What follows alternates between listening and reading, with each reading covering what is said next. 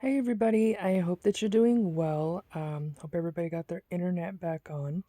It's interesting. We're so used to all this technology, and the minute the internet goes out, sometimes there's this panic of, oh, I gotta get this email, do this class, etc. But other times there's this silence. And it's funny because there's a saying that to the one who is silent, the entire universe surrenders. And with Mercury stationing direct tonight, it was kind of like a reset. It was like somebody just pushed the pause button or the reset button. And I just got goosebumps right now because I remember one of the last conversations I had with my friend who was the kahuna. I told him that the last time that I physically saw my divine masculine, it was like somebody pushed a pause button. It wasn't a stop button, it was a pause button. So it was like a sacred pause for us to learn what we needed to learn and become who we needed to become in order to reconnect stronger, better, piece the rest and best together even faster, that kind of stuff. So, you know, um, some of you guys who know me know that I was contacted by a senior anchor from CNN back in the day, well, not that long ago, but asking me what I would suggest to turn everything around for the better.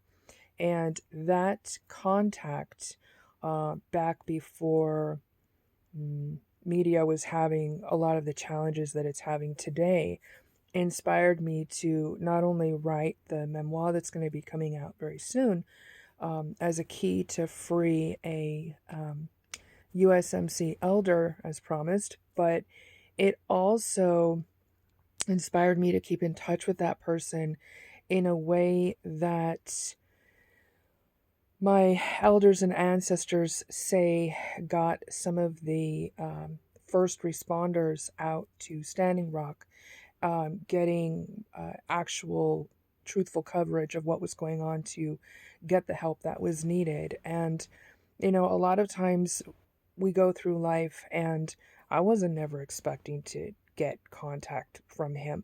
I was living in a hole in the wall and trying to help special needs kids as best as I could amidst all these uh, ignorant people trying to drag my name through the mud. And next thing I know, I'm getting this communication from this person and changed my life around like you guys don't even know. And so people that know about that, a lot of times will contact me. I get, people that work for the county. I get firefighters, police people, political people, whatever, contacting me, regardless of my current circumstances or temporary living, whatever, they know that the external is illusion, and they'll contact me and they'll say, you know, um, when is this government freeze going to end? What's going to happen with this? What's going to happen with that? Am I still going to have a job in 6 months? That kind of stuff. And all I do is I say a prayer. I ask for truth to come through in a good way to be able to help people. So, of course, right now, 2021, all this hoji poji stuff still going on. People are contacting me, asking me what I feel from this. And can't quite go into depth of what I'm feeling yet. Once I get to the Reiki Ranch, it'll be a lot different. But that's part of the push, to get the donations and circulate our GoFundMe as a mutual sanctuary for myself and my divine masculine to be able to speak our piece, to bring other people the courage to speak their piece the rest and best together. But what I can tell you, aside from so many miracles happening back to back, that I actually blew past Mardi Gras. I cannot believe I blew past Mardi Gras this year. I've been so busy trying to counsel people that are suicidal and all this stuff going on. I looked on the calendar and I mean, I know it's around Valentine's Day, but I did not realize I had blown past Mardi Gras. And I just went, wow. And sometimes being a triple Aquarius, one time I worked with this really special lady who was an intuitive from Germany, and she told me, she said, I have never met anyone like you. She goes, I guarantee you are not from here. Because when I tune into you, I feel like there's 10 different televisions on at once during Christmas time in a department store, and you're watching every single one, and you not only know what's going on every single channel, but you're sending healing to anything that's out of balance. And she said, and you're just walking around, you're grounded, you're helping people. She said, you're one of the most grounded people I know. When I'm floating out in space, I call you and it helps me to ground. And that made me smile, because then I thought of my divine masculine on his worst days. He would call me, or even his staff loved talking to me, because it would bring everything back to center, balance, whatever. So, for the people that are reaching out to me wanting to know what I feel, or what the ancestors are saying about what's going on, the bottom line is that uh, we're all here as alchemists in some form or fashion. So when we're sensing that something is not for the highest good of all concerned, we have the ability, if even through prayer, to shift it forward in a good way. Um, you know, those of us that chose to come in at this point in time as healers, as teachers, as shamans, as medicine women, as avatars and avataras, Rinpoches, the whole thing. We came in with we were talking about this last night on the live, sacred built-in BS detector, and when that goes off, it's an indication that some kind of alchemy is needed.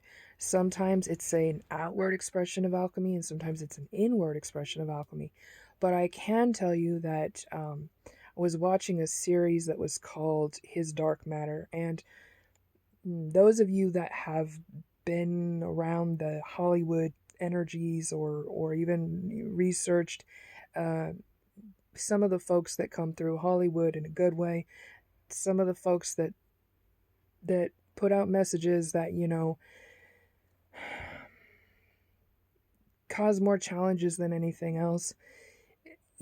Some people, like anything, some people are here to remind us how to be. Some people are remind us beyond that. Anyway, that particular or series, whatever you want to call it, it's off of Golden Compass, is really, really powerful, because whoever put that out there is beyond any of the dogma. They're just really talking about honoring your ancestors,